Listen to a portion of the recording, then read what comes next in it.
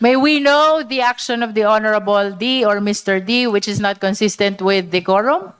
I'm just speaking from experience when the Which means he hasn't committed any yet. not yet, but as a forewarn, as a premonition or a warning, during the archiving of the impeachment, Mr. D booed and made a gesture of thumbs down. Honorable D hasn't committed anything yet, which is not consistent to decorum. Would you like to say something, Honorable De Lima? Yes, Madam Chair, it is completely improper for our colleague here to raise that matter.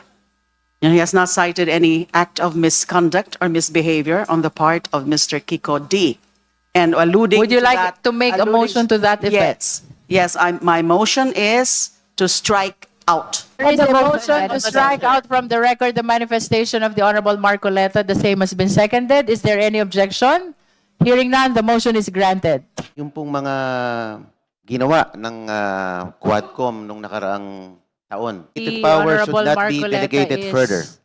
reminded to confine the manifestation to the subject matter of the impeachment Opo, proceeding. this is pertaining to the... This is not the about envelope. Quadcom. This is the impeachment proceeding on the 2 complaints against the Vice President. Please stick to the subject matter of this impeachment proceeding. If you Kinalaman have ito. concerns about the proceedings of Quadcom, perhaps you should address it in the other forums, but not in the impeachment proceedings. The Honorable Marcoleta is so reminded Opo, to yun- stick to the the subject Justice matter. Committee. There are 25 House members named in the affidavit of the 18 ex-Marines. The Honorable Marcoleta is likewise reminded to confine the manifestation to the relevancy of the current impeachment I proceeding. think it's very germane, ma'am, because we will... It boils down to the objectivity and impartiality of the members. Honorable Marcoleta, we have not reached even the determination of sufficiency in form, and the chair has stated already that the Justice Committee is assured of the impartiality of the chair, including all the members.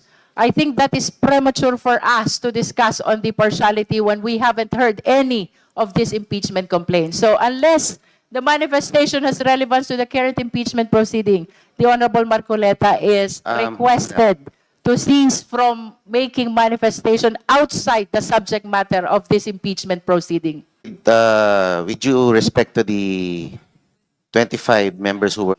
Honorable Marcoleta, you are reminded by the chair already to confine to the subject matter of this impeachment proceeding.